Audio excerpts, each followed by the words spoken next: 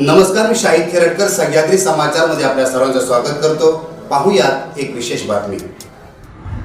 संविधान म्हणजे काय हे आता यांनी सगळ्यांनी सांगितलेलं आहे. संविधानामध्ये आपल्या संविधानामध्ये काय तत्व आहे, आपल्या संविधानानं आपल्याला काय सांगितलेलं आहे हे आपण सगळं पाहिलं. आणि मला आठवतंय की आता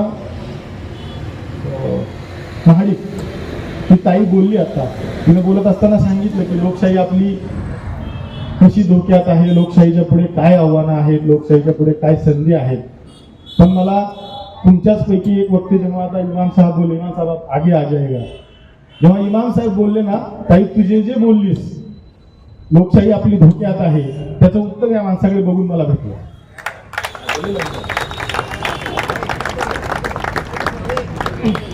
नाही ना, ज्या देशामध्ये असे धर्मगुरू असतील, असे पुजारी असतील, असे इमाम असतील ना, तेव्हा लोकशाहीच नाही तर आपला देश अजून जब तक सूरज चांद असेल तोपर्यंत आपला देश जिवंत असेल, देशाचं नाव मोठं असेल आणि देशापुढे कितीही आव्हानं येऊ द्या ते देश नक्की पेलेल. जेव्हा आपण आता तुमचं भाषण ऐकलं होतं,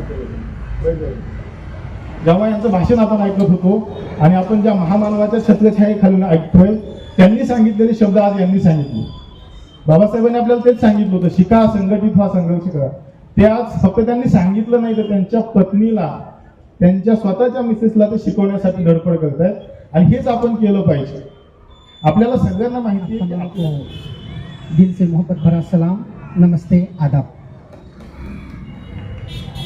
मेरी शादी 2016 में हुई थी और ये हमारे धर्म की गुरु है, आलिमा है. आलिम जो कुरान अरबी के ज़बान में है उसको हिंदी या मराठी भाषा में जो उसको समझ जाए उसे आलिम कहा जाता है. मर्द है तो आलिम, लेडीज़ है तो आलिम. लेकिन मेरी सोच थोड़ी पहले से अलग थी. शादी से पहले से ही शादी हो गई, 2 बच्चे हो गए. अब उसके बाद इनके पीछे पड़ा कि तुमने पढ़ाई करना है कॉन्स्टिट्यूशन का, क्योंकि मुझे जितना अपने मजहब से प्यार है उससे कहीं ज़्यादा मुझे इस देश की मिट्टी से प्यार है.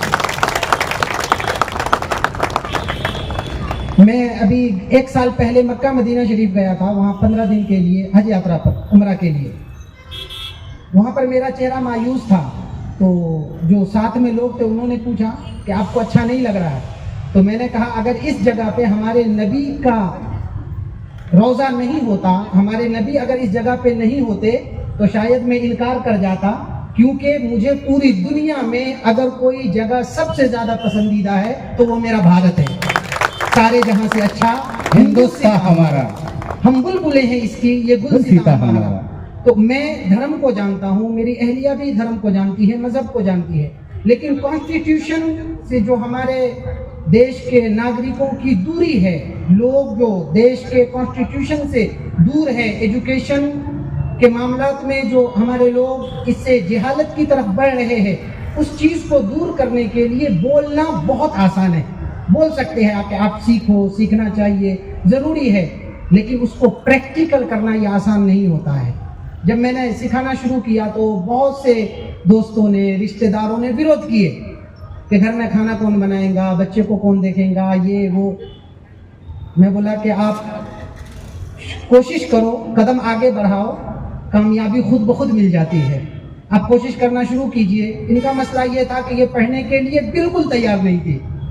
मुझे 2.5 साल लगे इनको ये बात समझाने में कि आपको पढ़ाई शुरू करना है.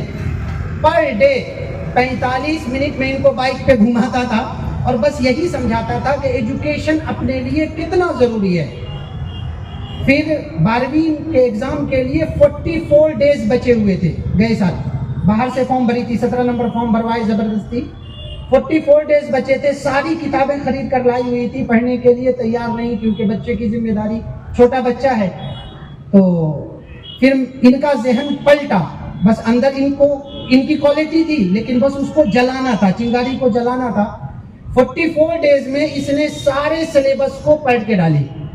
और जब एग्जाम देने गई तो 12वीं में 83% हासिल की. जब 83% आया और इनकी जहनियत और इनका शौक बढ़ा, तो मैं बोला अब बाहर से नहीं, अब आपने रेगुलर कॉलेज जाना है. तो इनको थोड़ा अजीब सा लग रहा था एज की वजह से, बच्चे की वजह से। मैं बोला ये चीज़ें कोई बंधन नहीं है, आप करोगे। मैं आलिम हूँ, मेरी आवाज़, मेरी बातें कौम तक, समाज तक एनी टाइम जाती रहती है। जलसे जुलूस में जाना होता है। अगर प्रैक्टिकली आप मुझे करके दिखाओगी तो हो सकता है आपकी वजह से इस देश और समाज के हजारों हमारी बहनें तैयार हो जाएगी एजुकेशन के लिए। उस हिसाब से इनको हिम्मत दिया, इन्होंने मेहनत की, मेरा पूरा सपोर्ट है। और मेरी कोशिश और ख्वाहिश यही है कि इस देश के लेडीज़ को, चाहे शादी हुई हो नहीं हुई हो, अगर आपके अंदर क्वालिटी है तो आपने एजुकेशन में बढ़ना चाहिए। क्योंकि देश और समाज की तरक्की के लिए न पैसा, न सियासत, न पॉलिटिक्स, इन सब से ज़रूरी चीज़, जो बुनियादी चीज़ है, वो है एजुकेशन। एजुकेशन आएगा तो खुद ब खुद देश तरक्की करेगा, समाज तरक्की करेगा। एजुकेशन अगर नहीं है तो फिर ये समाज इसी तरह बिखरता चला जाएगा। इन्हीं चंद शब्दों पर मैं अपनी बात खत्म करता हूँ। जय हिंद, जय महाराष्ट्र। शुक्रिया। जैसे कि आप बोलते जा रहे हैं, हमें ऐसा लग रहा है कि आप बोलते ही रहे, असं आपलं त्या वाणी आहे। अतिशय सुमधुर आणि अत्यंत परखड आणि अत्यंत स्पष्ट अशी विचार आहेत। खरं तर एखादा धर्मगुरू असला तर तो विचारांच्या बाहेर पडत नाही, मात्र अशी माणसं आहेत जी खऱ्या अर्थानं परिवर्तनाची नांदी आहेत। मी तुम्हाला सलाम करतो। साबित करो की जिंदा हो, सिर्फ सांस लेना सबूत नहीं होता। आपण जिवंत आहोत हे आपल्याला सिद्ध करावं लागेल। नुसतं श्वास घेणारी माणसं होती भरपूर आहेत, पण आम्ही आमच्या कर्तृत्वानं, आमच्या विचारानं असं सिद्ध केलं पाहिजे की आम्ही जिवंत आहोत। आणि जिवंत असणारी माणसं जमालुद्दीन कादरी सारखे असतात, याचा मला सार्थ आनंद आहे। धन्यवाद। उत्तरं यत् समुद्रस्य हिमाद्रश्य दक्षिणं वर्षं तद भारतं नाम भारती यत्र संतते। समुद्राच्या उत्तरेला आणि हिमालयाच्या दक्षिणेला जो देश आहे त्याला भारत देश म्हणतात।